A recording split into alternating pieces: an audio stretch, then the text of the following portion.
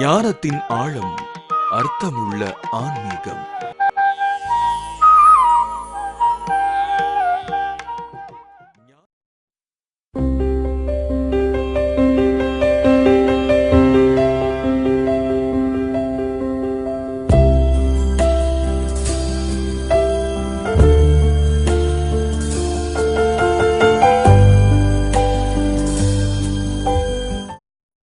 அருள்ஜோதி தொலைக்காட்சி நேயர்களுக்கு வணக்கம். நான் அப்படின்னு நினைச்சு வாழாத உயிரினங்கள் உண்டா? நான் அப்படின்னு இயங்காத குணங்கள் உண்டா அப்படின்னும் போது, உலகத்தில் பிறந்த அனைத்து உயிர்களும் நான் என வாழ்கின்றன. நான் ஒரு சைக்கோ. ஏற்கனவே நான் என்பது சைக்கோ. அந்த நான் என்கிற சைக்கோ கடவுளில் பிறக்கிறது. ஐம்பூத கடவுள்ல கடவுளில் மலர்கிறது. ஐம்பூத கடவுள்ல கடவுளில் வாழ்கிறது. ஐம்பூதத்தில் இந்த கடவுளிலேயே மரிக்கவும் செய்கிறது. இந்த சைக்கோ என்கிற நான் எப்படி இருக்குன்னு பார்த்தோம்னா, உணர்வாக, நினைவாக, அதிர்வாக மூன்று நிலையில இயக்கம் காண்றது. உணர்வு என்பது, நினைவு என்பது, அதிர்வு என்பது, இது மூணு சேர்ந்தா நான். இந்த உணர்வு போச்சுனாலும் நான் கிடையாது, அதிர்வு போச்சுனாலும் நான் கிடையாது, நினைவு போச்சுனாலும் நானும் கிடையாது. அப்போ இந்த நான் என்கிற விஷயத்தை தெளிவுபடுத்துறதுக்காக தான் பல நிலைகளில் தவ யோக மார்க்கங்கள், மதங்கள் வேறு, மார்க்கங்கள் வேறு, சனாதன தர்மம் அப்படின்னு சொல்லக்கூடியதுல 6 கிளைகள் பெறுகிறது. இந்த 6 கிளைகளும் ஆதாரங்களின் அடிப்படையாய் திகழ்கிறது. இந்த ஆறாதார அடிப்படை என்பது எப்படி இருக்குன்னு பார்த்தோம்னா, ஷண் மதங்கள் அப்படின்னு அதுக்கு பேரு. மதங்கள் இதுதான். இந்த உடற்கூறு தத்துவத்தில் தான் எல்லாமே இருக்கு. உடற்கூறு என்பது தத்துவம். இந்த உடற்கூறு தத்துவங்களில் கொஞ்சம் கொஞ்சமாக பிரித்து பார்த்தோம்னா புரியும். தேராவாதம், நியாயவாதம், சூன்யவாதம், சாங்கிய தத்துவம், கபில நாத்திகம், மீமாம்சம் அப்படின்னு 6 தான் மதங்கள். உணவு சுழற்சி முறைகளையும் அதனுடைய தனித்தனித்த இயக்கங்களையும் ஒன்று போதிக்கிறதுனால இந்த 6 இல்லைன்னு சொன்னால் இந்த தேகத்துக்கு மதங்கள் கிடையாது. மற்றவை யாவும் மார்க்கங்களே. ஒரு தனி மனித சிந்தனையால் உண்டாகும் நல்வினைகளை தொடர்ந்து வெளிப்படுத்த முயலும் பொழுது, பப்ளிசிட்டின்னு இன்னைக்கு சொல்லுகிறோம் இல்லையா, சுவாமி பெரிய மகான், அவர் இப்படி கை காமிச்சாருன்னா அப்படியே எல்லாம் தீந்துரும். ஓஹோ, அவர் கையிலேருந்து அப்படியே ஒரு ரேஸ் பாஸ் ஆகும். பார்த்துருப்பீங்களே ஃபோட்டோவில் தான் ரேஸ் பாஸ் ஆகிறதெல்லாம். அப்படின்னாருன்னா அப்படியே அந்த ஆற்றல் நம்ம மேலே பட்டுதுன்னா சரியாக போயிடும். போயிடும். அப்புறம் எதுக்கு ஆஸ்பத்திரி, டாக்டரு, படிப்பு, தொழில், நான், நீ, மனுஷன், உணர்வு, நினைவு, அதிர்வு, இந்த நான் இயக்கங்கள்லாம். உடற்கூறில் ஏற்படக்கூடிய நோய்வாய்கள் என்பது வேறு. உடம்புல ஏற்படக்கூடிய உள்நிலை ஆற்றலின் பெருக்கம் என்பது வேறு. இந்த உணர்வை சரியான முறையில் பிடிச்சோம்னா அதிர்வாக நமக்கு இயங்கிறது புரியும். ஒருத்தர் இருக்கார், யாரும் ஒரு சம்திங், யாரெல்லாம் தெரியாதுன்னு வச்சுக்கோமே, இப்படி நம்மளை தொடுறார். இந்த தொடும்போது உண்டாகக்கூடியது உணர்வு. இதை ஒரு குரு அப்படின்னு ஒருத்தர் வச்சுக்குவோமே. யார் வேணாலும் இப்போ எல்லாருமே குருமார்களை பிடிச்சிருந்தா இருக்கும். எல்லாமே குருவாக தானே அலையணும்னு நினைக்கிறோம். ஆனால் குருன்னா நமக்கு என்னென்னலாம் தெரியாது. எல்லாருமே ஞானி தான். என்ன ஞானி? தெளிஞ்சவன் அர்த்தம். ஞானம்னாலே தெளிவுனா, ஞானம்னா அறிவுன்னு ஒரு அர்த்தம் இருக்குது. அறிவுன்றது என்னன்னா பார்க்கறதாலையும் கேட்கறதாலையும் உண்டாகிறது அறிவு. இதை சொல் புத்தி அப்படின்ற இடத்துல வச்சுக்கலாம். அதை முழு அளவில் பார்த்தலையும் கேட்டலையும் உள்வாங்கி தெளியும் போது சுய புத்தி வேலை செய்யும். இன்றைய இளைஞர்களுக்கு சொல் புத்தியும் இல்லை, சுய புத்தியும் இல்லை. ஏன்னா பார்க்குறதையும் சரியாக பார்க்கறது இல்லை, சரியா கேட்குறதையும் சரியாக கேட்கறது இல்லை. என்னமோ அப்படின்ற இடத்துல சொல் புத்தி சாகடிக்கப்படுகிறது. ஆட்டு மந்தைகளாய் நம் வாழ்வு. ஆடுகளாப்பா மனுஷன், சிந்திக்கிறோமா? ஆட்டு மந்தைகளாய் நாம் வாழ்வு. நான் என்கிற சைக்கோ உன்னை மேய்ப்பவன்ற இடத்துல,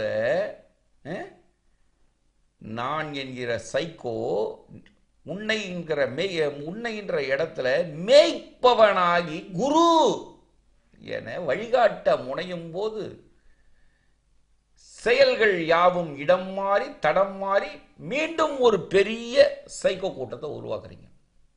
இந்த சைக்கோவை சரி பண்ண சைக்காலஜி வருது, சைக்காலஜி கூட சைக்கலாஜிக் வருது. சொல் புத்தியும் செத்து சுய புத்தியும் போய் எதுக்கும் பயனற்ற அடிமைகளாய் நம் வாழ்வு திகழ்கிறது. இன்றைய இளைஞர்களுடைய வாழ்வு பெரும்பாலான இடத்துல அப்படி தான் இருக்கு. அப்போ இந்த நான் என்கிற ஒரு விஷயத்தை சரியான முறையில் நம்ம பிடிக்க தவறுனான்றது திருப்பி திருப்பி சொல்ற சைக்கோ.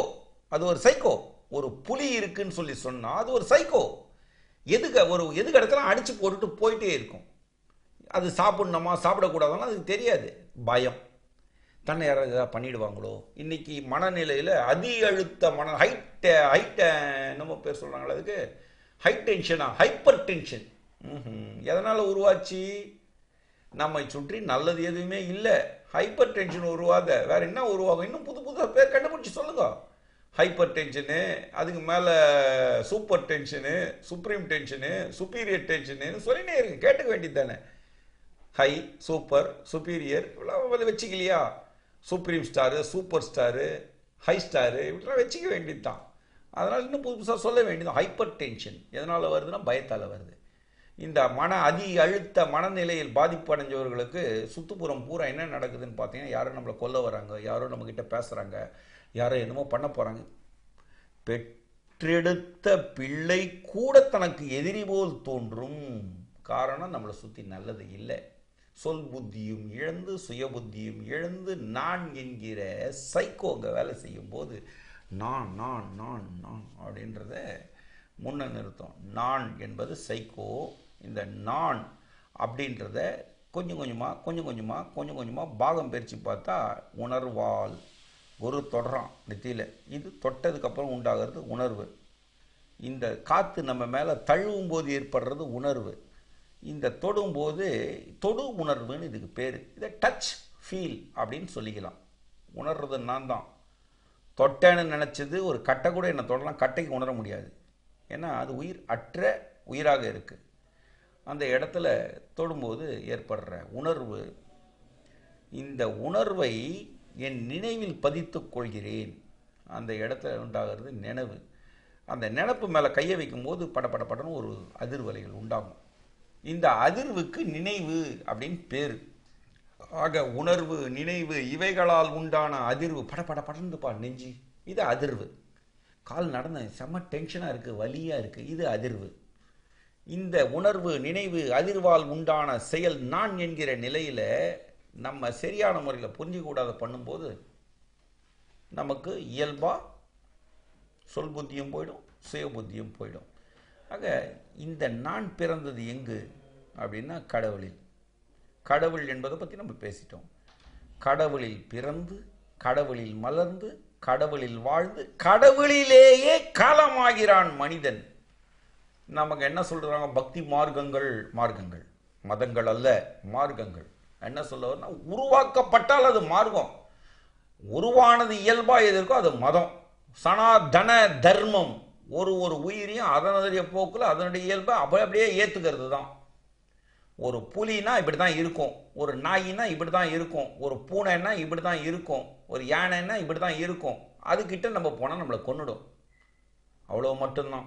இதை ராமகிருஷ்ண பரமஹம்சர் ஒரு சின்ன கதையை வடிவமைச்சு சொல்கிறார். ஒருத்தர்கிட்ட சொல்கிறாரு, உலகில் பிறந்த யாவும் கடவுளின் அம்சங்களே, கடவுள் நம்மை காப்பான் அப்படின்னு சொல்லி விடுறாரு.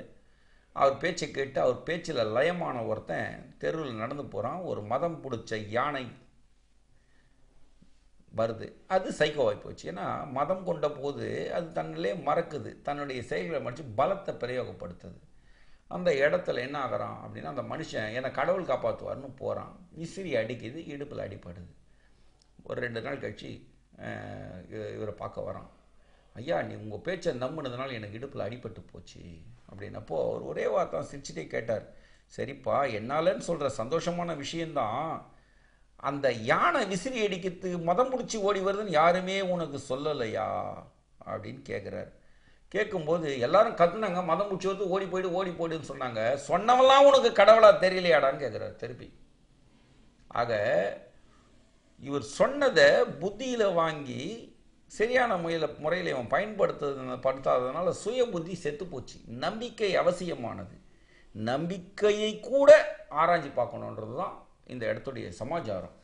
நம்மை சுற்றி என்னென்ன நடக்குது நமக்கு தெரியாத இருந்தால் நம்மளும் அதில் ஒரு சைக்கா தான் ஆகிடும். நமக்கு ட்ரீட்மெண்ட் கொடுக்குதோ குரு என்கிற சைக்காலஜிக் நிபுணர் வந்து சைக்காலஜியாக நம்மளை ட்ரீட்மெண்ட் கொடுத்து விட்டுறார். இன்றைய குழந்தைகள் யாருமே பார்த்தீங்கன்னா அப்படி தான், நான் நான் நான் நான் ஒரு போலீஸாக இருக்கணும், ஒரு பசங்க 4 பேர் விட நான் தான் போலீஸாக இருப்பேன், நான் தான் திருடனாக இருப்பேன், இதுக்குள்ளேயே அடிச்சுன்னு டீம் பிரிஞ்சிடும். நம்முடைய இயல்பே அப்படி தானே. ஒருத்தர் யாராவது ஏறி வந்தாங்கன்னா அவன் காலை பிடிச்சி எப்படியாவது இழுத்துட்டு நம்ம அங்கே போயிடணும்னு நினைக்கிறது மனுஷனுடைய இயல்பு. இதில் குரு என்ன, சிஷியம் என்ன, ஞானி என்ன. இதனால தான் எதை நோக்கி இந்த பயணம் அப்படின்னு 2010 எழுதின புக்கில் இந்த ஞானத்தை பற்றி ஒரு சில வாசகங்கள் கொஞ்சம் விமர்சனத்துக்கு ஆளானாலும் யதார்த்தம்ன்ற இடத்துல அது ஏற்றுக்க வேண்டியதாச்சு.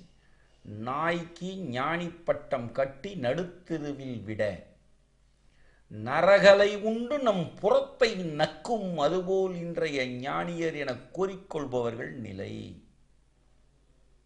ஒரு நாய் வளர்க்குறோம் ஆசையாக, அந்த நாய்க்கு சோப்பு போட்டு ஷாம்பு போட்டு எல்லாத்தையும் கட்டி விட்டு எல்லாத்தையும் செய்து உயர்ந்த ரக பிஸ்கெட்டுங்களை கொடுத்து உயர்ந்த ரக உணவுகளை கொடுத்து பராமரித்தா கூட அதை கட்டி விட்டோன்னு வச்சுங்க, நேராக தெருவில் போகும். ஏதாவது மழை இருந்தால் 3 பக்கம் நக்கிட்டும் வரும். எதில் தன்னுடைய எஜமான்னு சொல்லிக்கக்கூடியவன் வந்தான்னா அவன் மேலே ஏறி உடம்பை நக்கிடும். அதை தான் இந்த வாசகத்தில் நரகல்ன்றதுக்கு மலம் அப்படின்னு ஒரு விஷயம் உண்டு, நரகல் அப்படின்ற ஒரு மரமும் உண்டு. அந்த பீனாரி அப்படின்னு வாங்காத நரகல் பூதாளி அப்படின்னு சொல்லுவாங்க. நல்ல பெருமர வகை, ரொம்ப அற்புதமான தோல் நோய்களுக்கு தீர்வை அளிக்கக்கூடிய மரம். இந்த மர இனங்கள் கொஞ்ச நாளாக காணாமல் போயிட்டுருக்கு. கோயம்புத்தூர் பவானி பக்கத்துகளில் இந்த மரம் கிடைக்கிறதா கேள்விப்பட்டேன். நான் பார்த்தே ஒரு 10 வருஷம் 5 வருஷத்துக்கு மேலே ஆகிப்போச்சு. கொல்லிமலை காடுகளில் அந்த பட்டையை கொண்டு வந்து கொஞ்சம் தண்ணி தெளிச்சிட்டு வச்சு மூந்து பார்த்தோம்னா நம்முடைய மலம் எப்படி நாருமோ அந்த மாதிரி நாரும். நரகல் பூதாளினே அதுக்கு பேர். அதுக்கு அப்போது அந்த மரங்களில் கூட இந்த தன்மைகள் உண்டு. ஆனால் அது மருந்தாக வேலை செய்யுது. நம்முடைய மலமும் பல நேரங்களில் மருந்தாக வேலை செய்யும். ஒரு மனுஷன் கடுமையான விஷத்தை குடிச்சிட்டான் அப்படின்னு சொன்னால் வாந்தி வராது. இப்போ வாந்தி பண்ண முடியாத இடத்துல இந்த மலத்தையே கரைச்சி வாய் உள்ள ஊற்றிடுவாங்க. அந்த மலம் என்ன பண்ணால் உள்ளே போனது கொமட்டி கொண்டு அந்த விஷத்தை வெளியே எடுத்துரும். அதுக்கப்புறம் விஷம் வெளியே வந்ததுக்கப்புறம் உடம்பை சீர் பண்ணுறது கொஞ்சம் ஈஸியாக இருக்கும். ஆக மலம் கூட மருந்தாக தான் இருக்குது. அந்த நரகல் பூதாளின்ற மரமும் அப்படிப்பட்டது தான். தேடி பிடிச்சி வளங்க, யாராவது வளங்க. எனக்கு முடியாது, என்கிட்ட இடமும் கிடையாது, எடுத்து சொல்கிறதுக்கு காடு காடாக அலைஞ்சேன், தேடி பிடிச்சேன். எனக்கு அந்த மரத்தை பார்த்தா தெரியும், ஆனால் வளர்க்குறதுக்கு இடம் இல்லையே. நான் வளர்த்து தான் என்ன பண்ண போகிறேன். ஆனால் இருக்கிறத எடுத்து சொன்னால் யாரோ சில இயற்கையின் மீது மாறா காதல் கொண்டவர்களால் இதை பழக்க முடியும். வளருங்க. ரொம்ப அருமையான தோல் நோய்க்கு அருமையான மருந்து அந்த நரகல் பூதாளி அப்படின்ற மரம். அப்போது இந்த நரகல் என்பது மலம் அப்படின்னு சொன்னேன். ஒரு நாயை கூப்பிட்டு எவ்வளோ பாசமாக வளர்த்தாலும் அதுக்கு ஞானி அப்படின்னு பேர் வச்சா, ஞானி அப்படின்னா தப்பன்னு ஓடி வந்து நிற்க போகுது. ஞானி அப்படின்ற இடத்துல ஞானிக்கு நாய்க்கு ஞானி பட்டம் கட்டி நடுத்தெருவில் விட, நரகலை உண்டு நம் புறத்தை நக்கும், அதுபோல் இன்றைய வழிகாட்டிகள்னு சொல்லிக்கக்கூடிய பல பேர் இருக்க தான் செய்கிறாங்க. சமீப காலத்தில் பார்க்குறோம், நிறைய விஷயத்தை பார்க்கும் பொழுது மற்றவர்களை குறை கூறியே தன்னை முன்னிறுத்தி கொள்ள முனைவது அப்படின்னு ஒரு கேட்டகிரி, 3ஆம் நிலை. இது 3ஆம் பாலின வர்க்கத்தை கூட எடுத்துக்கலாம். ஒருத்தர் யாருன்னா சொல்ல விருப்பப்படல, நீங்கள் பேசும்போது உங்களுக்கு தெரியும். அவன் நான் பாம்பு பூச்சி வித்துன்னு இருக்கிறான், என்கிட்ட வந்து பேச மாட்டேன்றானே. அப்படின்னு ஒரு நல்ல நிலையில் ஒரு மிக உயர்ந்த ஞானத்தை போதிக்கிறவர் ஒருத்தர் குறை சொல்கிறாரு. நீ தான் போய் பாம்பு பூச்சி விற்று பாரு, முடிதா பாரு, பட்டுன்னு அடிக்கும். சரி, துட்டு வாங்குறான், உண்மைதான். ஒரு 10,000 பேரை கட்டி மேய்க்கிற ஒரு மிகச்சிறந்த நிலையில் பல லட்சக்கணக்கான பல கோடிக்கணக்கான மக்களால் ஏற்றுக்கொள்ளப்பட்டவர் அவர் சர்க்குரு. ஓப்பனாக சொன்னான். அவரை ஒருத்தன் பேசுகிறான், பாம்பு பூச்சி விற்றுனுக்கிறான், விசை விற்றுனுக்கிறான், செய் போ, உன்னை எவன் வேணான்னு சொல்ல போகிறான். காசு வாங்குறான், வாங்கட்டும். 10,000 பேர், ஒரு 4 பேரை மெயின்டைன் பண்ண முடியல ஒருத்தனால, குடும்பத்தில் மனைவியை மெயின்டைன் பண்ண முடியல, பேரம்பேத்தி இப்போ பிள்ளைங்களை பேத்துட்டா பிள்ளைங்களை மெயின்டைன் பண்ண முடியுதானா? பிள்ளைங்களை மெயின்டைன் பண்ண முடியல. சரி, அதுங்களும் வளர்ந்து போச்சு, பேரம்பேத்திங்களுக்கு எடுத்து சொன்னால் புரியுதானா? போ தாத்தா, வயசாச்சு ஐயா அப்படின்ட்டு போயினே இருக்குங்க. அப்போது ஒரு 2 பேரை கூட 4 பேரை கூட கட்டி காக்க முடியாத இடத்துல பல ஆயிரக்கணக்கான லட்சக்கணக்கான கோடிக்கணக்கான மக்களை உணவிட்டு அவர்களுக்கு உபதேசம் கொடுத்து அவர்கள் நல்வழிப்படுத்துகிற இடத்துல ஒரு மனிதராக அவரை நான் பார்க்குறேன். அவருக்கு ஒரு நன்றி முதல்ல. அப்படிப்பட்ட ஒரு மனிதரை கொச்சப்படுத்துறது, சரி நீ தான் துட்டுவாங்க, ஏன் எனக்கு குடும்பம் இல்லை, எனக்கு புழு குடிக்கல, நான் போய்க்க வேணா. நீ பிழைக்கிறதுக்கு பணம் வாங்கலாம், மற்றவங்களுக்கு சேவை புரியறதுக்கு ஒருத்தர் பணம் வாங்கினாருன்னா தப்பு. இது சொல் புத்தியா சுய புத்தியானா 3ஆம் பாலினத்தின் மனநிலை அப்படின்னு சொல்லிக்கலாம் இவங்களை. இது யாரையும் தப்பாக பேசலை, அதனால் யாரும் கோச்சிக்காதீங்க. அந்த அந்த இயக்கத்துக்கு செயல்படுறவங்களுடைய மனநிலையை பற்றி தான் பேசுகிறது, யாரையும் கொச்சப்படுத்துறது நம்ம நோக்கம் இல்லை. அப்படி உங்கள் மனநிலை இந்த பேசுறது கொச்சையாகப்படுத்துகிற மாதிரி தான் முதல்ல உங்ககிட்ட மன்னிப்பு கேட்டுக்கிறேன். அதில் எனக்கு வருத்தமே கிடையாது. ஏன்னா யாரையும் புண்படுத்துறதுக்காக பேசலை, பண்பட வேண்டியவர்களும் புண்பட்டு விடக்கூடாதுன்றதுக்காக இந்த வார்த்தையை பேசுகிறேன், வேற ஒன்றும் இல்லை. அப்போ ஒன்றையும் பார்க்கும் பொழுது மனிதனுடைய மாசுபட்ட நிலைகள் எதனால் உருவாகிறது அப்படின்னு தன்னை முன்னிறுத்தி கொள்ள முனைந்து மற்றவர்களை சாடி அதன் மூலம் ஆதாயம் தேட முனைவது அப்படின்ற இடத்துல தான் இந்த சப்ஜெக்ட் இருக்கு. யாரையும் சொல்றேன், யாரையும் குறைச்சி பேசுறது நம்முடைய நோக்கம் இல்லை. நிறைகள் தான் உலக வாழ்க்கை. கிருஷ்ண பரமாத்மா அப்படின்னு சொல்லிக்கிற கேரக்டரு, அவர் பேர் என்ன, தர்மன் கிட்ட போயிட்டு உலகத்தை சுற்றி பார்த்துட்டு வாப்பா அப்படின்னு சொல்கிறாரு. உலகத்தை சுற்றி பார்த்துட்டு வர தர்மன் சொல்கிறாரு, உலகத்தில் எல்லாரும் நல்லவங்க, ரொம்ப அருமையான மனிதர்கள், நான் மறுஜென்மம்னு ஒன்று இருந்தால் அந்த பூ உலகத்தில் பிறக்கணுன்ற மாதிரி அவர் சொல்லிட்டு போகிறாரு. துரியோதனன் போய் பார்த்துட்டு வர்றாரு, எல்லாம் அயோக்கிய பசங்க, எல்லாம் ஃப்ராடு பசங்க, எல்லாருமே திருடனுங்க, எவனுமே நல்லவன் இல்லை. அவருடைய பார்வையில் எல்லோரும் அயோக்கியர்களாக, இவருடைய பார்வையில் எல்லோரும் யோகியர்களாக வாழறத கதையா நமக்கு வடிவமைச்சு பார்வைகளையாவது நல்ல நிலையில் செலுத்துங்க. நீங்கள் உங்கள் வளர்ச்சிக்காக பல விஷயங்களை தேடி அலைய வேண்டியிருக்கு. அலைஞ்சி எடுத்து மக்களுக்கு கொடுத்து நற்பெயரை எடுத்து வருங்கால சந்ததிகளுக்கு வழிகாட்ட முனையணும். யாரையும் குறை சொல்கிறதுனால எந்த விஷயமும் இல்லை. இது எதனால் உருவாகிறது? சொல் புத்தியாலா சுய புத்தியாலா அப்படின்னும் போது உணர்வு, நினைவு, அதிர்வு என்கிற 3ஐயும் உணராத இடத்துல நான் என்பது சைக்கோவா மாறும் பொழுது தடுமாறிய மனநிலையில் தெளிவு இருக்கு, நல்ல தெளிவு இருக்கு. அந்த சம்பந்தப்பட்டவருடைய பேச்சில் ரொம்ப தெளிவாக பேசுறாரு. ஆனாலும் இந்த விஷயங்களும் இருக்க தான் செய்யுது.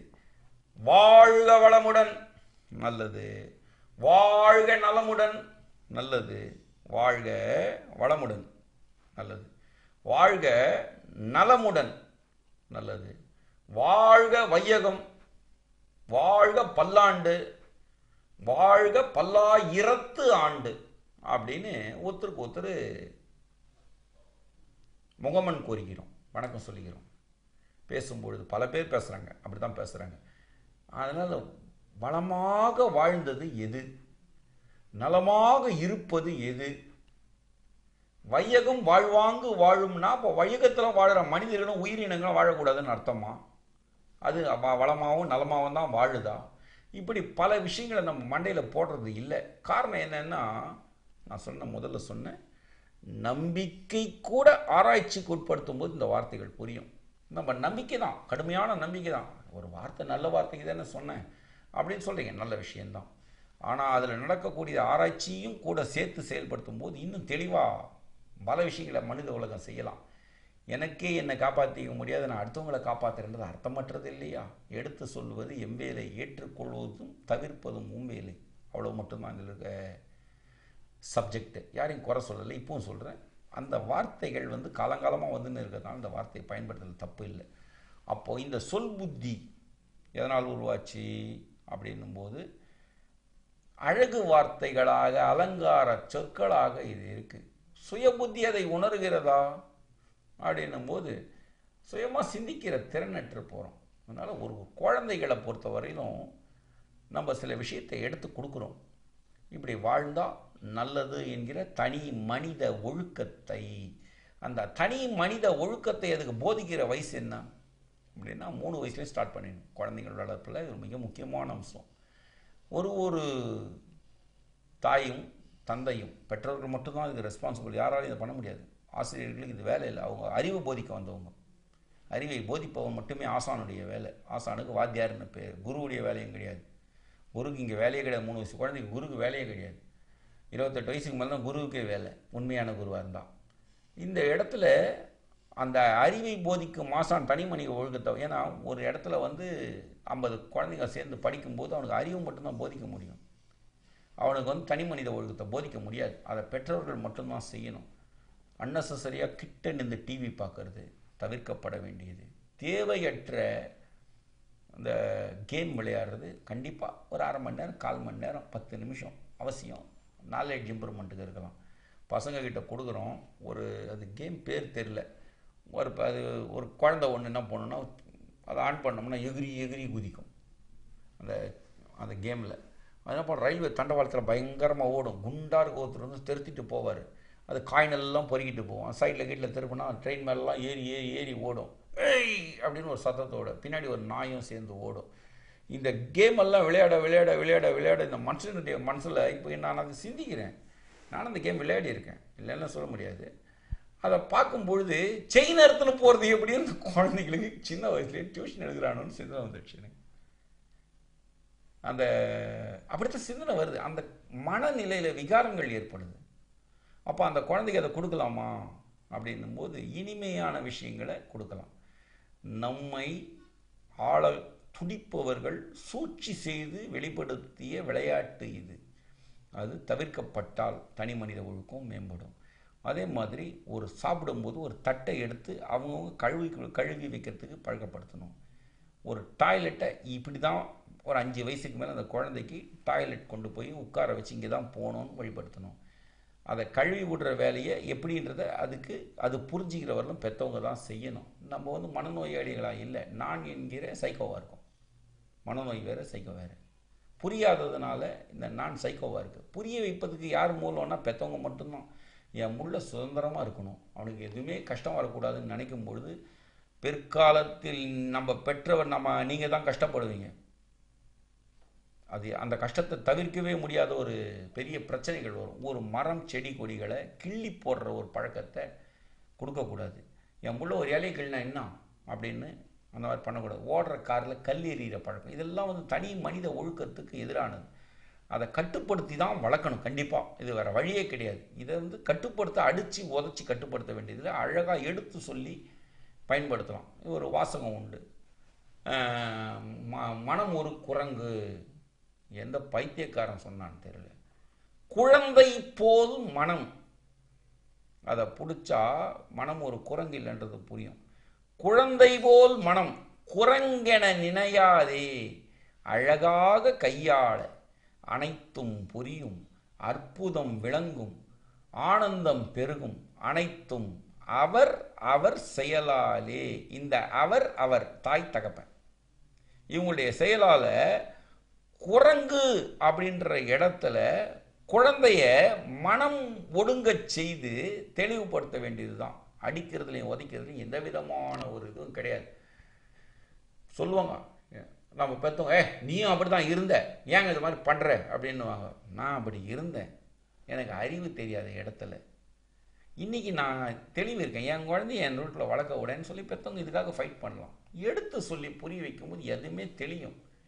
எடுத்து சொல்கிற இடத்துல தான் சைக்காலஜி வேலை செய்யும், மாரல் சயின்ஸ் இதை வழி நடத்தும். இந்த வேலையை செய்தீங்கன்னா மனநோய்கள் குறையும். இன்றைக்கு பார்க்குற பசங்களை கண்ணா பின்னான்னு வீட்டில் டிவி உடைக்கிறேன், ஃபோனை தூக்கி போடுறேன், எனக்கு ஹைப்பர் டென்ஷன் வந்துடுச்சு, என்னால் தாங்க முடியலன்னு டாக்டர்கிட்ட போய் நிற்கிறாங்க. அவர் ஏதோ ஒரு மாத்திரையை கொடுத்து தூங்க வைக்கிறாரு. தூங்கி தூங்கி தூங்கி தூங்கி தூங்கி இந்த குழந்தை எதுக்குமே உபயோகம் இல்லாத 30 வயசுக்கு மேலே வெளியே வரும்போது எதுக்குமே பயனில்லாத போகுது. காரணம் என்னென்னா, அடிப்படையில் நாம் அவர்களுக்கு கொடுத்த அதீத உரிமைகள், தனி மனித ஒழுக்கத்தை மீறி செயல்படும் போது இந்த அடிக்கிறதும் உதைக்கிறதும் இதெல்லாம் நடக்குது. ஒரு போலீஸ்காரங்கிட்ட போய் என்னடான்னு கேட்க முடியுமா? பலீர்னு வைப்பார். அதாவது ஒரு பழமொழி சொல்லுவாங்க, வீட்டுக்கு அடங்காது ஊருக்கு அடங்கணும். ஊரில் இருக்கும் ஆட்சி திருத்துவோம். அதை விட நம்ம எடுத்து சொல்லி புரிய வைக்கும்போது தனி மனித ஒழுக்கம் மேம்படும். இந்த தனி மனித ஒழுக்கம் மேம்படும் போது சொல் புத்தி. புத்தி என்பது என்னென்னா, உஷ்ணத்தை அடிப்படையாக கொண்டு, உடம்புல உஷ்ணம் இருக்குன்னு சொன்னல, அந்த உஷ்ணத்தை அடிப்படையாக கொண்டு இயங்குவது தான் புத்தி. இந்த புத்தி உஷ்ணத்தை சரியான முறையில் கொடுக்கறதுக்கு இயற்கை வளங்கள் மட்டுமே மூலமாக இருந்து வழிநடத்துகின்றன. இயற்கை வளம், இயற்கை மருத்துவம், இயற்கை நலம் அப்படின்னு ஒன்று கூட சேருது. இந்த நலம் என்பது எப்படி இருக்குன்னு பார்த்தோம்னா, நாம் செய்யக்கூடிய விஷயங்கள்லாம் சரியான முறையில் இருந்தால் நம்ம வாழ்க நலமுடன், வாழ்க வளமுடன், வாழ்க வையகம், வாழ்க பல்லாண்டு, வாழ்க பல்லாயிரத்து ஆண்டு அப்படின்ற வாசகங்கள் தேவையற்றதா போகும். ஒரு வாசகத்தை திரும்பிய சொல்கிறேன், அழகு சொற்களும் அலங்கார வார்த்தைகளும் பயனற்றவைகளே நம்முடைய வளர்ப்பு சரியால்லாத போச்சுன்னு சொன்னோம். இதுதான் இந்த இடத்துல பார்க்கும்போது சில மார்க்கங்கள் பார்த்தீங்கன்னா, போய் வரும்போது சொல்லுவாங்க, பாய் போயிட்டு வரேன் அப்படின்னு சொல்ல முடியும். ராதே கிருஷ்ணா. அது என்ன ராதே கிருஷ்ணா அப்படின்னா, கிருஷ்ணன்றதுக்கு அர்த்தம் சொல்லியிருக்கேன், கிருஷ்ணான்றதுக்கு அர்த்தம் சொல்லியிருக்கேன். மண் என்பது கிருஷ்ண பேர், கிருஷ்ணம் அப்படின்னா பெண்பால், கிருஷ்ணன் என்றால் ஆண்பால், கிருஷ்ணஹா என்பது பலவின் பால். இந்த கிருஷ்ணஹா அப்படின்ற ஹான்றதை ஷார்ட் பண்ணி கிருஷ்ணா அப்படின்றான். இந்த நாளும் சேர்ந்த இந்த உடல் உணர்வால், நினைவால், அதிர்வால் செயல்பட தேகம் என்பதனுடைய இயக்கம் ஆண் பெண் அலித்தன்மையுடன் மண்ணாக நான் என சைக்கோவா இயங்கும் போது இதை சீர்படுத்துறதுக்காக உண்டான உணர்வுகள் ராதே அப்படின்னு இருக்கு. ராதே என்ற ஒரு கேரக்டர் உருவாக்கப்பட்டிருக்கு.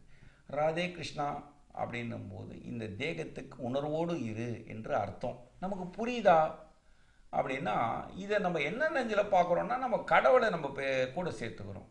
கடவுளே 5 பூதம் தான்பா. அந்த 5 பூத கடவுளை சரியா புரிஞ்சுதான் உனக்கு உணர்வு புரிஞ்சிடும். ஊட்டப்படும் குருவுக்கும் புரியணும். இது ஊட்டப்படும் குருவுக்கே இது புரியலன்னு சொன்னா எதுவும் பண்ண முடியாது. ஜாதி மத இன மொழி பேதமற்றவன் சத்குரு. என்ன இருக்கு எடுத்துட்டு போ, எது உனக்கு தேவை, எதுவும் எந்த இல்லை, எதுவும் நான் இல்லை, எதுவும் எனக்கு இல்லை. நான் உணர்வாக நினைவாக அதிர்வாக இயங்குறேன். இந்த நான் புரியாதப்போ சைக்கோவா இருக்கிறேன். அதனால எனக்கு சொல் புத்தியை ஏறல, சுய புத்தியை ஏறல. இந்த சொல் புத்தி என்பது ஏறாத பட்சத்தில் செடி கொடிகளை வெட்டுவதும் கிள்ளுவதும் இயற்கை வளத்தை அழிப்பதும் அதனோடு சேர்ந்து இயற்கை நலம் என்கிற நம்முடைய மனநிலையை கெடுத்துக் கொள்வதும் இன்றைய விஷயங்களாய் போச்சு. ஒரு சின்ன சர்வே அப்படின்ற இடத்துல ஒரு 100 பசங்களை தேர்ந்தெடுத்து பார்க்குறேன். 25% இந்த மாதிரி மனநிலையில் இருக்காங்க. காரணம் என்ன செய்கிறதுன்னு தெரியல. சொல் புத்தி சரியாக செயல்படாத பட்சத்தில் சுய புத்தி வேறு இருந்து போகிறது. நானா சிந்திக்கணும். அந்த ஆராய்ச்சி திறன் அற்ற இடத்தில் இவன் ஆடுகளாக வாழுகிறான். அதனால தனி மனித ஒழுக்கம் என்பதை தயவு செய்து என் பசங்களே, என் மகள்களே, என் மகன்களே, உங்களுடைய மகனுக்கு என் பேரம்பேத்திக்கு கற்றுக் கொடுங்க. இது ஒரு அன்புலாம் எனக்கு அதெல்லாம் தெரியாது. எனக்கு நான் தான் சொல்லியிருக்கேன், அன்புட்டெல்லாம் ஏமாத்து வேலைன்றதே பச்சையாக சொல்கிறேன். அன்போடு இது அதெல்லாம் சும்மா தூக்கி குப்பையில் போடுங்க. வாழ்க்கையில் ஒரு விஷயத்தையும் இப்படி தான் கொண்டு போகணும். ஒரு சிங்கத்துக்கு ஒரு ஆண் சிங்கம் தலைமை வகிக்குது. அது கீழே தான் எல்லாமே வேட்டையாடும், அது கீழே தான் எல்லாம் செயல்படும். ஒரு யானை கூட்டத்திற்கு ஒரு யானை தான் தலைவனா இருக்கு, அதனுடைய வழியில தான் செல்லும். மனித கூட்டத்திற்கு வழிகாட்டுபவன் மட்டுமே தலைவனா இருந்து வழிநடத்த முடியும். அந்த வழிகாட்டும் திறன் எப்படி இருக்கணும் அப்படின்னு சொன்னா, சொல் புத்திகள் சொற்களால் உஷ்ணத்தை மட்டுப்படுத்த வேண்டும். அப்படி கட்டுப்படுத்துறது இதுதான். எதையுமே ஒரு மனுஷனால இந்த சொல் புத்தி என்றதை உணராதவனால, சுயபுத்தி அற்றவனால எதையும் கட்டுப்படுத்த முடியாது. இன்னைக்கு சொல்லலாம், மெடிடேஷன் பண்ணுங்க, மைண்டை கண்ட்ரோல் பண்ணுங்க. மைண்டுன்னா என்ன முதல்ல? அது ஏதாவது சொல்றீங்களா? அதுக்கு மனம்னு பேர். மனம் எங்க இருக்குது? மனத்துக்குள்ள குணம் எங்க வந்தது? புத்தி எங்க வந்தது? சித்தம் எங்க வந்தது? அகங்காரம் அல்லது ஆங்காரம் எதனால உருவாச்சு? 50 இயக்கத்துக்கு சொந்தம். 6வது நிலையில் இதை பிடிச்சா புரியும். மனதை கட்டுப்படுத்துங்கள். மனம்ன்றதே என்ன? இந்த உடம்புக்கு மனம்னு பேரு. இதை நாற்றம்னு எடுக்கலாம், வாசனைன்னு எடுத்துக்கலாம். குணம் என்பது எதனுடைய அடிப்படையில் உருவாகுது? வாயுக்களின் அடிப்படையில் உருவாகுது. புத்தி என்பது எதன் அடிப்படையில் உருவாகிறது? உடலில் ஓடக்கூடிய உஷ்ணத்தின் அடிப்படையில் உருவாகிறது. சித்தம் என்பது என்ன அப்படின்னு சொல்லும்போது, நினைவுடைய தாக்கங்கள். இதை 4 சரியாக பிடிச்சா அது சித்தம். அது கலங்குனா பித்தன். சிவனுக்கும் பித்தன்னு ஒரு பேர் உண்டு. சிவம் என்கிற சுத்த உஷ்ணம் உடலில் சீராக பரவாத பட்சத்தில் பித்தம் பிடிச்சிடும், பைத்தியம், சைக்கோவாயிடும். அதனால்தான் பாட்டு கூட பித்தா பிறை சூடிய பெருமானி அப்படின்ற மாதிரிலாம் பாட்டெல்லாம் வருது இல்லைங்களா? அதெல்லாம் இது சம்பந்தமானது. பிறை என்கிற அறிவு, மதி என்கிற அறிவு, அம்புலி என்கிற அறிவு, சிறுமூளைக்கு பேர் இதெல்லாம். இந்த அறிவை பார்த்தலில் கேட்டலில் சரியான முறையில் உணர்ந்தோமானால் ஆங்காரம் என்கிற நீர்மம் அளவோடு செயல்பட வாத பித்த கப நோய்கள் அற்று வாழ்வாங்கு வாழலாம். வாழ்வாங்கு என்னது? 1000 வருஷமா? ஒரு மனித பிறப்புக்கு ஒரு விஷயங்களும் மூலமாக இருக்குது. நற்பெயரோட நல் வழிகாட்டியாக வணங்கப்படும் இடத்தில் மனிதன் வாழலாம்ன்றதான் வாழ்வாங்கு வாழுதல்னு பேர். அப்போ இந்த இயற்கை நலத்தை நாம் எந்தெந்த இடத்துலலாம் பிடிக்கணும்னு சொல்லும்போது, சொல் புத்தி என்பது மிக மிக அவசியமாகிறது. சுய புத்தியை தொடர்ந்து பார்க்க போகிறோம். ஏன்னா நம்ம வேற வழி இல்லை இல்லையா? ஷார்ட்டாக அப்படி சொல் புத்தி சுய புத்தி இல்லை அப்படிலாம் கிடையாது. சொல் புத்தி என்பது பெரியோர்களால், அதாவது பெற்ற தாய் தகப்பனால் உணர்த்தப்படுமானால், முன்னோர்களால் வழி நடத்தப்படுமானால், தாத்தா பாட்டியால் சொல் புத்தி விளங்கும். சொல் புத்திக்கு அப்புறம் இந்த சொல் புத்தி எவ்வளோ நாள் ஓடும்? அப்புறம் சுய புத்தி எப்போ பிரகாசம் அடையும்? அவேர்னஸ், இன்னர் அவேக்னி எல்லாம் ஏமாத்தது. அவேர்னஸ் என்பது என்ன? விழிப்புணர்வை நான் ஊட்ட முடியாது, நீ தான் ஏற்றுக்கணும். பசிக்குது, பயங்கர பசி. ஷெல்ஃப் சர்வீஸ் அப்படின்னு போட்டு வச்சுருக்கான். யாராவது எட்டுன்னு வந்து வச்சா தான் நான் சாப்பிடுவேன்னு சொன்னால் சாப்பிடவே முடியாது. நான் ஏந்து போய் தான் எனக்கான தேவைகளை தேடிக்கணும். இப்போது ஷெல்ஃப் சர்வீஸ் அப்படின்றது சொல் புத்தி. தேடிப்போய் எடுத்து உண்டு என் பசியை ஆற்றிக்கொள்வது சுய புத்தி. அடுத்த தொகுப்பு சுய புத்தி. நன்றி, வணக்கம்.